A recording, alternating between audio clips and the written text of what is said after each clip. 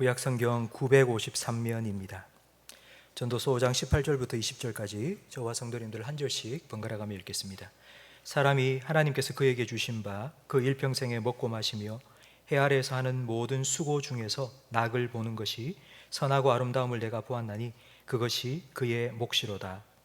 또한 어떤 사람에게든지 하나님이 재물과 부요를 그에게 주사 능히 누리게 하시며 제 몫을 받아 수고함으로 즐거워하게 하신 것은 하나님의 선물이라. 함께 읽습니다. 그는 자기의 생명의 날을 깊이 생각하지 아니하리니 이는 하나님이 그의 마음에 기뻐하는 것으로 응답하심이니라. 아멘. 요즘 우리나라의 가장 큰 이슈는 공정입니다. 청년들은, 우리나라의 많은 사람들은 우리나라가 공정하지 못한 사회라고 말합니다. 그런데 참 감사하게도 하나님은 공평하신 분입니다. 평등과 공평은 다릅니다. 공평하신 하나님이 무슨 의미인지를 제가 물로 설명을 해드리겠습니다. 물은 높은 곳에서 낮은 곳으로 흐릅니다. 세상을 보면 불평등하다고 말하는데 세상은 원래 그런 것입니다. 세상은 불평등합니다. 높은 사람도 있고 낮은 사람도 있고 부자도 있고 가난한 사람도 있습니다. 하지만 하나님께서는 공평하십니다. 물이 높은 곳에서 낮은 곳으로 흐르듯이 못 가진 사람에게 흘려보내도록 하시는 것, 바로 그것이 하나님의 공평입니다. 그러나 지금 우리 세상은 불공평한 세상이 되었습니다. 위에서부터 낮은 곳으로 흘러가는 것이 아니라 돈도 권력도 거꾸로 되어 갔습니다.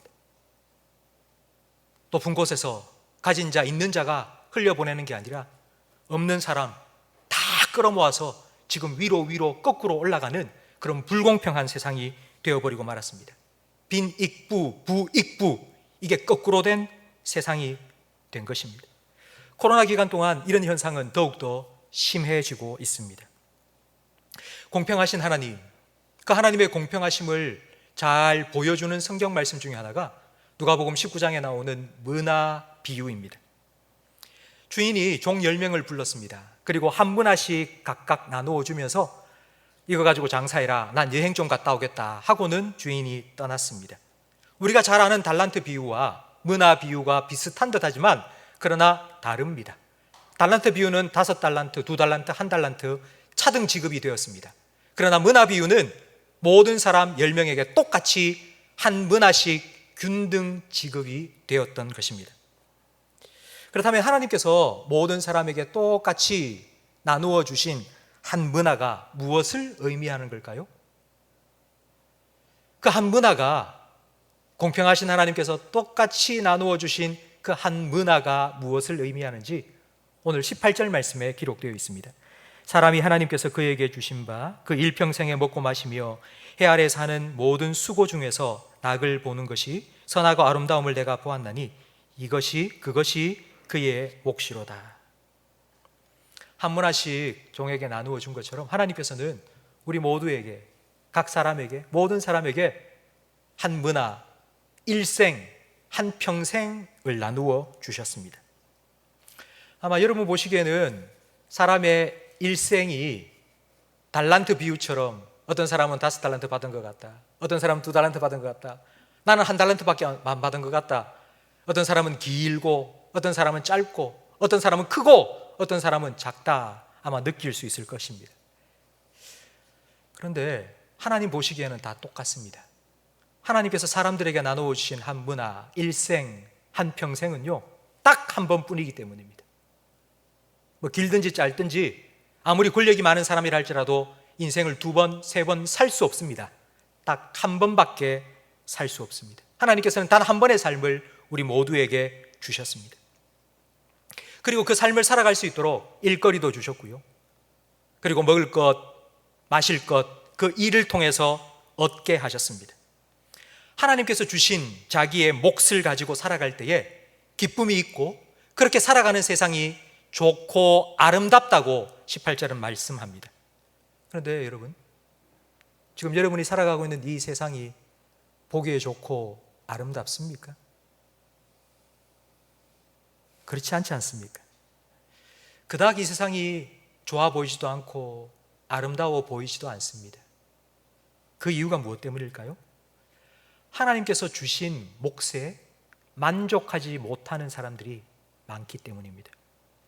하나님이 나에게 주신 몫이 있는데 그것보다 더 가지려고 하는 사람들이 너무나도 많기 때문입니다.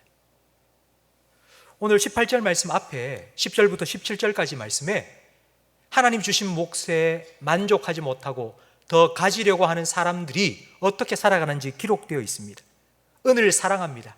그래서 막 움켜쥐고 모았는데요, 그래도 만족함이 없습니다. 돈이 많아지면 많아질수록 그 돈을 관리하는데 신경을 너무 쓰다 보니 밤에 잠을 제대로 잘 수가 없습니다.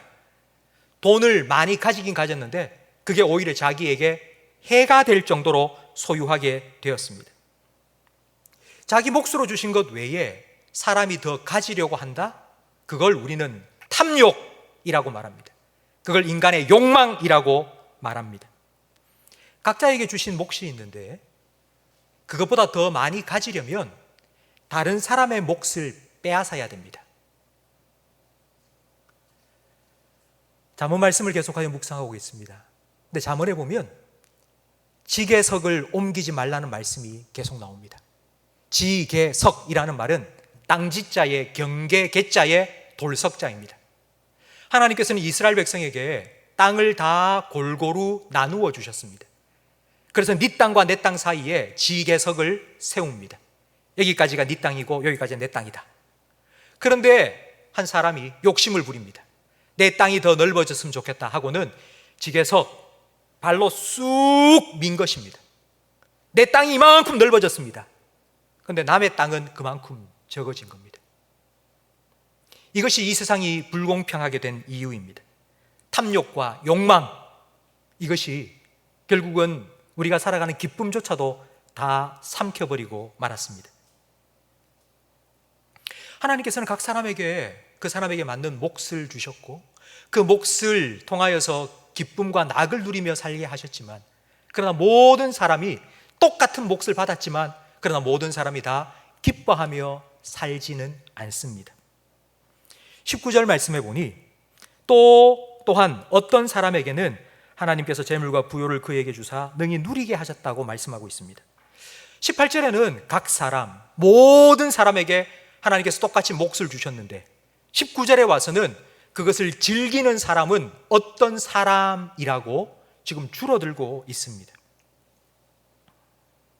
왜 그런 걸까요?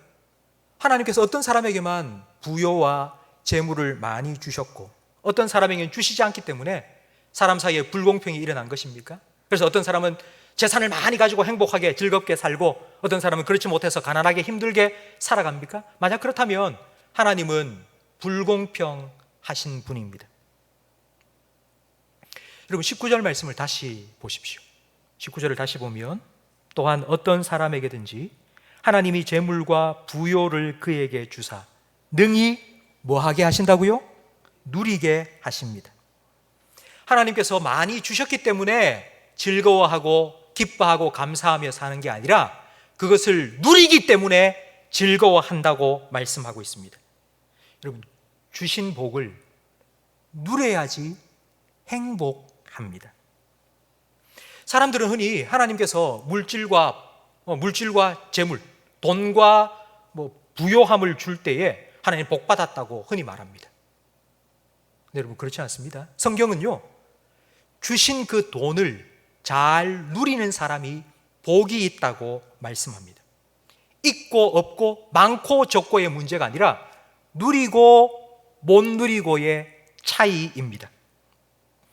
누린다는 말, 이 말의 원래의 의미는 다스린다입니다. 내가 하나님 주신 복을, 하나님 주신 물질의 복을 내가 누린다는 말은 내가 돈을 잘 다스린다, 돈을 잘 관리한다라는 의미입니다. 그렇다면 그 복을 누리지 못한다는 것은 무엇을 의미할까요? 그 반대말은요? 돈을 내가 다스리는 게 아니라 돈에 내가 다스림을 받는 것입니다. 돈의 지배를 받는 것입니다. 우리는 그런 사람을 수전노라고 말합니다. 수전노. 숫자는 수비한다라는 뜻입니다. 지킨다는 뜻이죠. 전은 돈전자고요. 노자는 노의 노자입니다. 돈을 지키는 노예들이 이 땅에는 너무나도 많습니다. 누가 빼앗아 갈까 봐, 내가 애써 힘써 번 돈 어디 셀까 봐, 누가 그걸 달라고 할까 봐, 그 돈을 아무도 못 빼앗아 가도록 그걸 끌어안고는 끝까지 지키는 돈의 노예, 돈을 누리지 못하는 그와 같은 사람들이 너무나도 많이 있습니다. 그럼 돈 많은 삭개오가 복 있는 사람일까요? 아니면 돈을 나누어 준 삭개오가 복 있는 사람일까요? 예수님 보시기에 둘 중에 누가 복이 있는 사람이었을까요? 아무리 돈이 많이 있어도 누리지 못하는 사람이 있습니다. 그러나 상대적으로 적은 돈을 가지고도 그걸 누리며 살아가는 행복한 사람이 있습니다. 왜 사람은 누리지 못할까요? 왜 돈을 누리지 못하고 오히려 돈에 다스림받고 노예로 살아가게 되는 걸까요? 그 이유는 비교하기 때문입니다. 저 사람을 보니 저 사람이 너무 많이 가졌어요. 그래서 불안한 거예요. 나도 더 많이 가져야 되는데, 내 앞날을 준비해야 되는데. 그래서 더 열심히 일하고 더 돈을 긁어 모으기 시작합니다. 내가 정말 피땀 흘려서 번 내 돈 너무 아까운 거예요. 그게 너무 애지중지한 거예요. 그래서 그거 쓸 수가 없어요. 그걸 꼭 껴안고 그걸 지키기 위해서 돈의 노예가 되어 살아가는 사람이 많이 있는 것입니다. 근데 여러분, 정말 그 돈이 내가 번 돈입니까? 그것이 내가 노력해서 내 힘으로 번 돈입니까? 우리가 나가서 돈 벌기 위해서는 건강이 필요합니다. 여러분, 건강 여러분이 마음대로 할 수 있습니까? 하나님이 지혜 주시지 않으면, 머리가 한순간에 스톱이 되어버리면 일을 할 수 없습니다. 여러분, 그거 여러분 마음대로 할 수 있습니까? 그렇지 않습니다. 내 힘으로 내가 한 것 같지만 내가 하는 게 아닙니다. 그건 하나님께서 주신 건강으로, 지혜로 하는 것입니다. 그래서 예수님께서는 마태복음 16장에 이렇게 말씀하셨습니다. 우리 화면을 보면서 함께 읽겠습니다. 사람이 만일 온 천하를 얻고도 제 목숨을 잃으면 무엇이 유익하리요? 사람이 무엇을 주고 제 목숨과 바꾸겠느냐? 아멘. 세상의 모든 것 다 가졌다 할지라도 바로 그 다음 날 내가 죽는다면 그게 무슨 소용입니까? 전도서에서 계속 솔로몬이 헛되고 헛되니 모든 것이 헛되다고 말하는 게 바로 이 이유 때문입니다. 내가 아무리 많은 것을 가져도 내 생명 코에 붙어 있다가 들숨이, 날숨이 되지 못하면 그걸로 끝이기 때문에 헛되다고, 내가 많은 걸 가진 것이 무슨 소용이 있냐고 솔로몬은 그렇게 헛되다고 이야기한 것입니다. 성도 여러분, 하나님께서 우리에게 건강 주셨고 지혜 주셨고 생명 주셨기 때문에 우리는 오늘 하루도 살아갈 수 있습니다. 그래서 19절 마지막 말씀을 보십시오. 19절 마지막에 우리가 이렇게 인생 살아가는 것이 무엇이라고 말씀하고 있습니까? 하나님의 선물이라고. 하나님 선물이라고. 내가 애쓰고 노력한 게 아니라 그 하나님의 은혜라고, 하나님의 선물이라고 우리에게 말씀하고 있습니다. 우리가 살아가면서 누리는 모든 것, 그게 당연하게 내가 누릴 내 몫이 아니고 하나님께서 주신 선물입니다.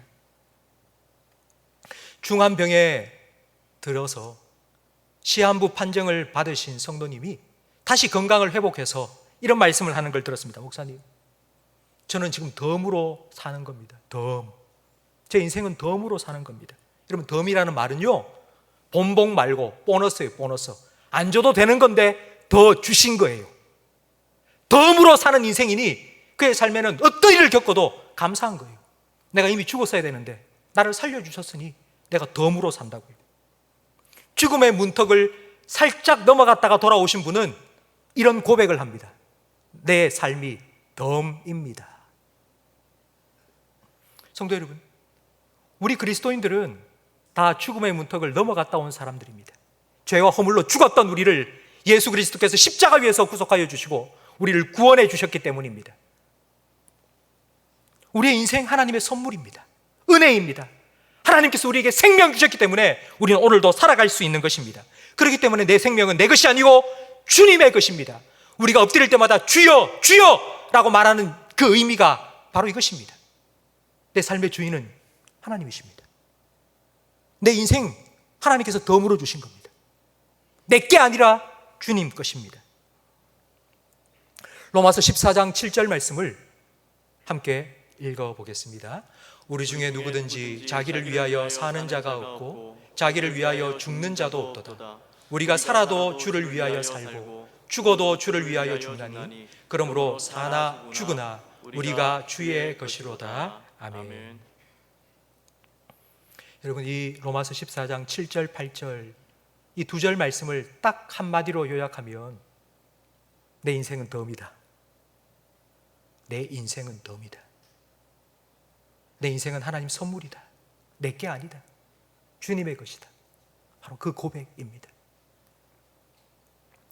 이것을 깨닫지 못하는 사람은 문화 비유에 나오는 한 종과 같아집니다. 한 종은 주인이 한 문화를 주었을 때 그걸 땅에 묻었습니다. 근데 땅에 묻은 그 종은 무슨 생각을 가지고 땅에 묻었을까요? 아마 이런 생각을 가졌을 겁니다. 에게! 요거! 겨우! 이게 뭐야? 요거 줘놓고는 그렇게 생색낼 거고 뭐 했냐고, 그거 가지고 뭐 했냐고 닥달할 거 아니야? 아유. 그리고는 땅에 묻은 겁니다. 주인이 돌아왔을 때 땅에 묻어둔 그 한 문화를 꺼내가지고는 가지고 왔습니다. 그러자 주인이 그 종에게 이렇게 말합니다. 야, 은행에라도 좀 맡겨두지. 그러면 이자라도 벌 거 아니야. 주인은 분명히 알았습니다. 증권회사에 맡겨서 주식 투자하면요 돈 많이 벌 수 있다는 거 주인 다 알고 있습니다. 그런데 왜 굳이 그걸 종에게 맡겼을까요? 당연히 종이 받을 게 아니라 선물로, 은혜로 준 겁니다. 주인은 그냥 종에게 그걸 맡겨서 그거 가지고 살아보라고, 그거 가지고 한번 장사해보라고. 성도 여러분, 종이 장사하다가 많이 남기지 못했다고 주인이 혼낼까요? 그렇지 않습니다. 장사하다가 원금 까먹었다고 주인이 막 혼낼까요? 그렇지 않습니다. 원금 까먹어도 괜찮고요, 장사에서 많이 남기지 않아도 괜찮습니다. 왜냐하면 주인은 그 한 문화를 주면서 돈 벌어라 라고 말하지 않았습니다. 장사해라, 그냥 해봐라. 주인의 평가의 기준은 이것입니다. 얼마나 가졌느냐, 얼마나 남겼느냐가 아니라 그거 가지고 뭐 했니? 어떻게 살았니? 그것이 주인의 평가 기준입니다. 성도 여러분, 어떻게 살아야 할까요? 덤으로 살아가는 우리의 인생, 하나님께서 날마다 우리에게 베푸신 은혜를 우리가 누리며 살아가고 있다면 우리는 어떻게 살아가야 할까요? 거기에 대해서 20절은 우리에게 말씀해 주고 있습니다. 우리 20절 말씀을, 성경 말씀을 보면서 함께 읽어보겠습니다. 그는 자기의 생명의 날을 깊이 생각하지 아니하리니 이는 하나님이 그의 마음에 기뻐하는 것으로 응답하심이니라. 아멘. 생명의 날이라는 말은 앞으로 살아갈 날이라는 뜻입니다. 근데 자기 생명의 날을 깊이 생각하지 않는다, 이 말은 아무 생각 없이 산다는 뜻은 아닙니다. 자기 생명의 날, 그러니까 내가 앞으로 어떻게 살아갈지를 생각하지 않는다라는 것입니다. 그러니까 그 말은 자기 걱정하고 사는 게 아니라 하나님이 과연 나에게 무엇을 원하실까? 왜 하나님은 지금 이 시대에 나를 여기에 보내셨을까? 왜 여기에 나를 살아가게 하실까? 도대체 하나님은 왜 그러실까? 하나님 생각해보고, 그리고 내 주변에 있는 다른 사람들을 생각하며 살아간다는 뜻입니다. 그렇게 살아갈 수 있는 이유는 하나님께서 그의 마음에 기뻐하시는 것으로 응답해 주시기 때문입니다. 하나님께서 내 필요를 채워주시고 내게 은혜를 베푸시기 때문에 우리는 그렇게 하나님을 위해서, 다른 사람을 위해서 살아갈 수 있다고 말씀하고 있습니다. 이것을 더 잘 풀어서 설명해 주는 말씀이 마태복음 6장 말씀인데요, 우리 함께 읽어보겠습니다. 그러므로 염려하여 이르기를 무엇을 먹을까, 무엇을 마실까, 무엇을 입을까 하지 말라. 이는 다 이방인들이 구하는 것이라. 너희 하늘 아버지께서 이 모든 것이 너희에게 있어야 할 줄을 아시느니라. 그런즉 너희는 먼저 그의 나라와 그의 의를 구하라. 그리하면 이 모든 것을 너희에게 더하시리라. 아멘. 내가 뭐 입을까? 내가 뭐 먹을까? 내가 뭘 마실까? 그런 생각만 하고 살지 말고 하나님께서 뭘 원하시는지 생각하고 살아가라고 말씀합니다. 그리하면 그 모든 것, 내게 필요한 것 더하여 주시겠다고요. 하나님께서 채워주시겠다고요. 바로 이와 같은 삶이 머나 비유에서 주인이 종들에게 부탁한 말입니다. 장사해라. 장사해라. 장사라는 건 유통하는 것입니다. 하나님께서는 우리를 장사꾼으로 이 땅에 보내셨습니다. 다른 말로 하면 유통업자로 보낸 겁니다. 좀 유통시켜라. 내가 너에게 맡긴 거, 내가 너에게 준 거, 그거 꼭 껴안고 있지 말고 그거 좀 유통시켜라. 물이 위에서 아래로 흘러가듯이 흘려보내라 좀. 하나님께서는 우리에게 그걸 원하시는 것입니다.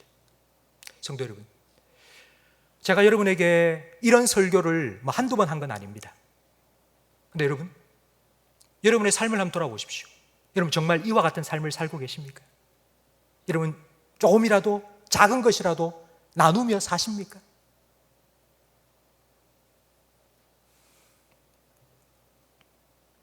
큰 거, 거창한 게 아니라 정말 작은 하나부터 시작해 보시기 바랍니다. 지난 4월 달 제가 다녔던 신학교에서 연락이 왔습니다. 목사님, 코로나 지나면서 지금 신학교 기숙사에 있는 신학생들 중에 밥을 제대로 먹지 못하는 가난한 신학생들이 많습니다. 목사님 좀 도와주시면 좋겠습니다. 그래서 우리 4명 가족이 한 번이나 두 번 외식할 수 있을 정도의 정말 적은 돈을 송금해 드렸습니다. 그리고 그 다음 주에 이메일이 왔습니다. 목사님 주신 돈으로 많은 학생들 점심을 대접할 수 있어서 너무 감사하다고. 한 번 한 끼 먹어 치울 수밖에 없는 정말 작은 돈인데 그게 그렇게 많은 학생들에게 점심 식사를 대접할 수 있는 그런 큰 기쁨이 된 겁니다. 제가 그 메일을 보면서 주는 자가 복이 있다는 예수님의 말씀을 다시 한번 깊이 생각해 보았습니다. 여러분, 큰 게 아니고요, 작은 것부터 하세요. 정말 작은 것. 대신방을 지난주까지 하면서 연로하신 성도님들이 교회에 찾아오셔서 이런저런 얘기를 나눌 때 제가 꼭 물어보는 게 있습니다. 백신 접종하셨습니까? 물어보니까 우리 성도님들 99%가 2차 접종까지 다 하셨다는 거예요. 지금 우리나라는 백신 접종이 아주 원활하게 잘 이루어지고 있습니다. 그런데 여러분, 다른 나라 소식을 들으신 적이 있습니까? 뉴스를 통해서 다른 나라 상황이 지금 어떤지 들은 적 있으십니까? 인도라는 나라 아시죠?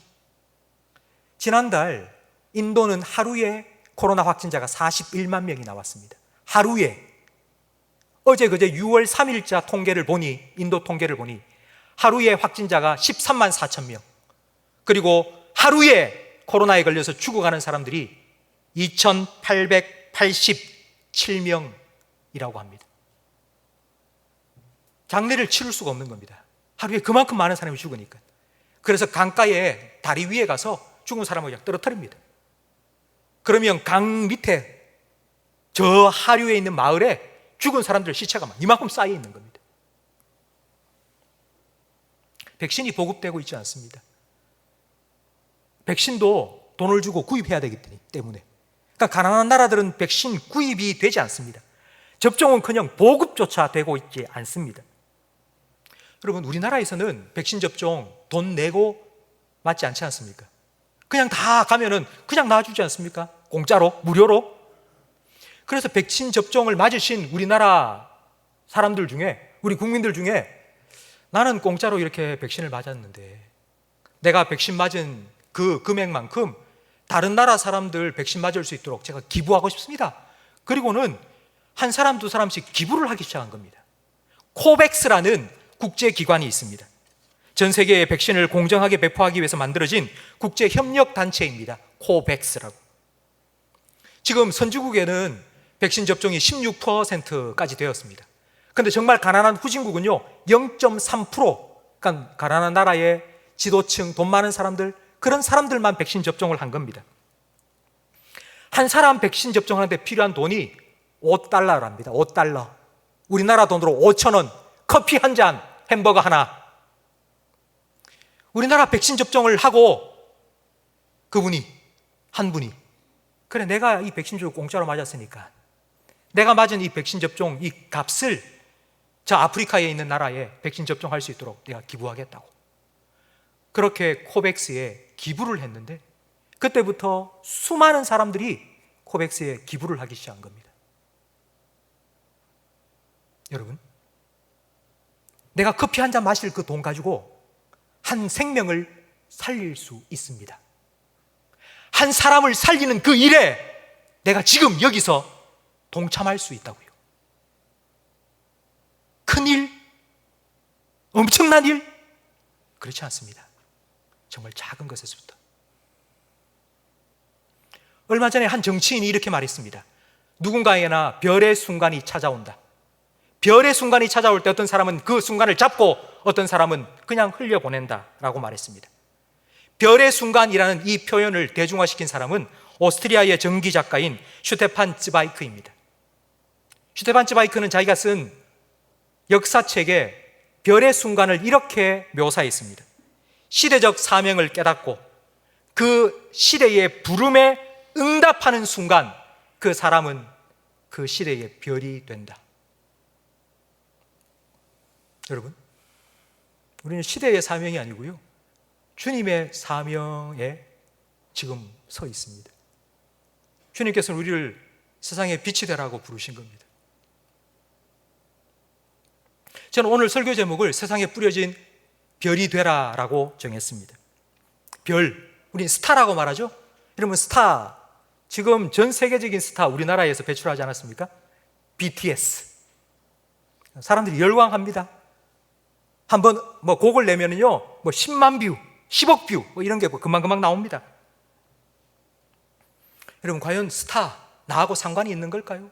내가 그런 별이 될 수 있습니까? 그런 스타와 같은 사람이 될 수 있을까요? 그렇지 않습니다. 우리는 그런 사람이 될 수는 없습니다. 그러나 여러분, 지금 내 삶이 하나님께서 주신 선물이라는 것을 깨닫고 살아가는 동안 내가 누리는 모든 것이 덤으로 주신 하나님의 은혜라는 것을 깨닫는 그 순간, 우리는 별의 순간이 찾아옵니다. 우리의 작은 나눔이 세상에 빛이 되라는 주님의 말씀에 순종하는 것이기 때문입니다. 마태복음 5장 16절 말씀을 우리 함께 읽어보겠습니다. 이같이 너희 빛이 사람 앞에 비치게 하여 그들로 너희 착한 행실을 보고 하늘에 계신 너희 아버지께 영광을 돌리게 하라.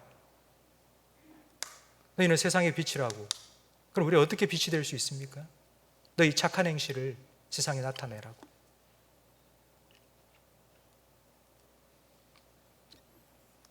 이런 주님의 사명에 귀 기울이고 응답한 사람, 별의 순간이 찾아온다고 말씀드렸는데, 그 사람이 어떤 사람인지 다니엘 12장 3절에 말씀하고 있습니다.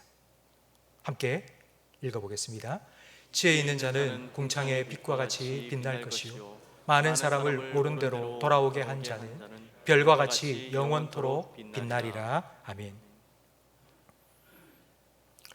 성도 여러분, 여러분이 살아가고 있는 여러분 삶의 주변을 조금만 돌아보십시오. 올려다 보지만 말고, 계속 올려다 보면서 왜 나는 이렇지? 왜 나는 이거밖에 안 되지? 자꾸 올려보면서 그러지 말고요, 조금만 내려보세요. 내려다 보세요. 그러면 하나님께서 내게 주신 것 흘러갈 때가 얼마나 많은지 모릅니다.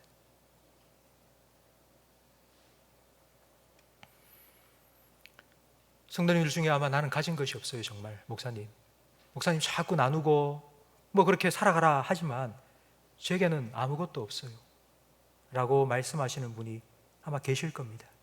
그렇다면요, 은과 금은 내게 없거니와 내게 있는 것으로 너에게 주노니 나사렛 예수 그리스도의 이름으로 일어나 걸어라 했던 베드로와 요한처럼 여러분 기도해 주십시오.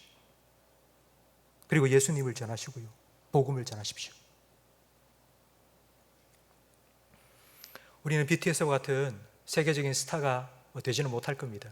앞으로 살아가는 날 동안 그런 일은 아마 없을 겁니다.